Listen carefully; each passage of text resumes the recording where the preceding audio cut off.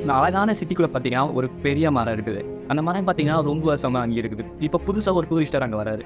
வந்துட்டு இந்த மரம் எத்தன வருஷமா இருக்கு அப்படின்ற மாரி கேட்குறாங்க. அங்க பார்த்தீங்கன்னா 4 பேர் இருக்காங்க. அவங்க என்ன சொல்றாங்க அப்படின்னா, இந்த மரம் வந்து ரொம்ப அழகான மரம். நமக்கு நிழல் நெறைய தரும் அப்படின்ற மாரி ஒருத்தர் சொல்றாரு.